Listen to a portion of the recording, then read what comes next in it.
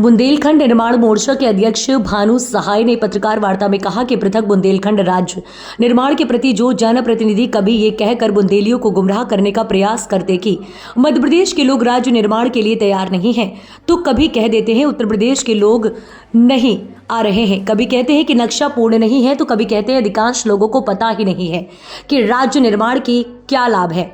इन सारी बातों के निराकरण का बुंदेलखंड निर्माण मोर्चा ने इस समस्या का हल तलाश लिया गया है, जिसके अंतर्गत अखंड बुंदेलखंड की समस्त विधानसभाओं में 10 चरणों में बैलेट पेपर से वोटिंग करवाकर दूध का दूध और पानी का पानी हो जाएगा। बैलेट पेपर की कुछ वोट के माध्यम से ये तस्वीर साफ हो जाएगी कि बुंदेलखंड की जनता चाहती क्या है।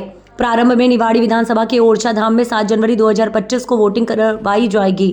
फिर बबीना विधानसभा के परीक्षा रिछौरा में 11 जनवरी, फिर दतिया विधानसभा के उन्नाव बालाजी में 15 जनवरी। उसके बाद अखंड बुंदेलखंड के समस्त विधानसभाओं के एक एक गांव में पूरा कर द्वितीय चरण में जिला एवं सहकारी स्तर के अधिवक्ताओं से वोट लिए जाएंगे। सहयोगी घटक संगठनों के सहयोग से इसी प्रकार प्रत्येक जनपद में पर्ची से नाम निकाल कर जिस गांव का नाम निकलेगा वह बैलेट पेपर से वोटिंग करवाई जाएगी। बुजुर्गों, विकलांग, गर्भवती महिलाएं एवं अस्वस्थ लोगों का मतदान करके घर जाकर करवाया जाएगा, जिसकी व्यवस्था मोर्चा द्वारा की जाएगी।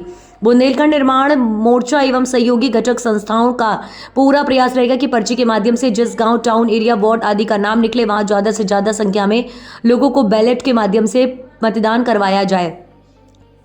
पत्रकार वार्ता में अशोक सक्सेना, एडवोकेट जगदीश तिवारी, रघुराज शर्मा, हनीफ खान, प्रदीप झा उपस्थित रहे।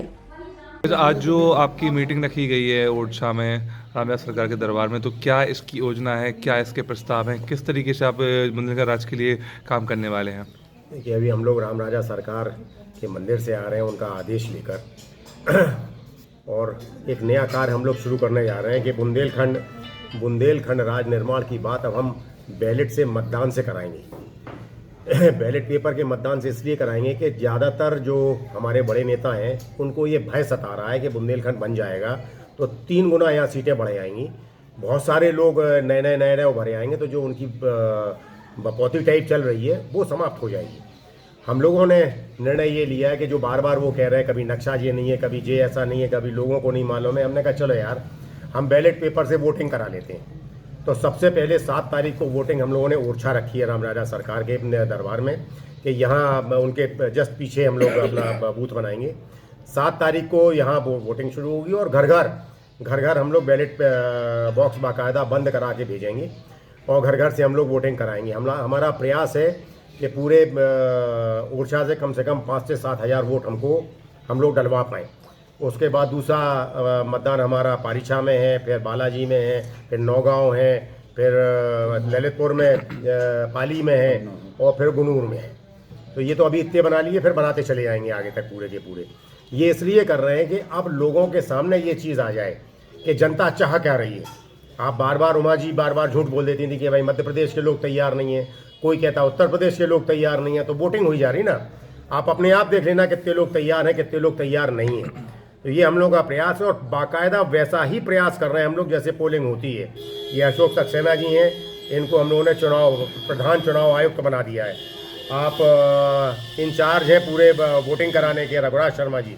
जगदीश जी जो प्रचार प्रसार होगा पूरा काउंटिंग के लिए, आपको ये प्रदीप झा साहब हैं। ऐसा एक पूरा इनके साथ 8-8, 10-10 लोग और जितनी भी हम लोगों की घटक संगठन है वो सब हम लोग के साथ आ गए। तो होगा यही कि कहीं हमारे लोग ज़्यादा हैं तो कहीं उनके लोग ज़्यादा हैं। वोटिंग बिल्कुल वैसे ही कराएंगे जैसे विधानसभा में, लोकसभा में जो तरीका होता है, बाकायदा वैसे ही बैलेट पेपर इशू किया जाएगा, वैसे ही हम लोग उनको देंगे, वैसे ही हम लोग वोटिंग कराएंगे। भाई, तो लगभग काफ़ी वर्षों से आप बुंदेलखंड राज्य की मांग कर रहे हैं, लगातार कर रहे हैं, और अभी आपने एक नया प्रयास किया कि आप वोटिंग के माध्यम से लोगों को जागरूक करेंगे। तो इससे आपको क्या फ़ायदा मिलने वाला है? क्या आपको उम्मीद लगती है कि बुंदेलखंड राज्य कितने समय बन पाएगा, क्या होगा? नहीं सर, देखिए जागरूकता तो पहले ही आ चुकी। 1900 जब हम लोग 12 मार्च 1948 में बुंदेलखंड बना था और 1956 में जब उत्तर प्रदेश और मध्य प्रदेश में बांटा गया, तभी आपके ओरछा के नरेश वीर सिंह जूदेव जी ने कह दिया था कि हमारा राज्य हमें वापस दो। तो ये जागरूकता तो तभी से शुरू हो गई थी। उसके बाद विश्वनाथ शर्मा जी आए, फिर शंकर लाल मल्होत्रा जी आए, फिर हम लोग सारे लोग इतने समय से कार्य कर रहे हैं। अब हम लोग तैयार कर रहे हैं कि नहीं, आप संघर्ष के लिए साथ आओ। अब बात आ गई संघर्ष की और संघर्ष इसलिए करना है कि ये समय सबसे ज़्यादा उचित है, क्योंकि डिलिमिटेशन करने जा रही है सरकार। और जब डिलिमिटेशन होना है तो ये बात तय मान लीजिए कि इतने विधायकों की संख्या उत्तर प्रदेश में 658 होने जा रही है, आपके यहाँ 359 होने जा रही है। इतने विधायकों को आप किस विधानसभा में बैठाओगे? तो आपको तोड़ना तो है ही है। अब अगर हम लोग चुपचाप बैठ गए तो हो सकता है कि हम पिछड़ ना जाएं। इसलिए हम लोग का प्रयास ये है कि हम वोटिंग के द्वारा ये कराकर, और ये सारे के सारे वोट हम प्रधानमंत्री कार्यालय भेज देंगे कि लो भैया जी हमारा बुंदेलखंड ये चाहता है। वैसे बुंदेलखंड अगर राज्य बनता है तो अपने किस क्षेत्र को अपनी राजधानी बनाने की जितने विश्व के राजा हमारे यहाँ बैठे हैं ओरछा धाम, उसको हम लोग चाहते हैं कि वो राजधानी बने, जिससे मुख्यमंत्री सवेरे उठे, सबसे पहले जाके माथा टेके, उनकी आज्ञा ले, उसके बाद अपना कार्य प्रारंभ करे।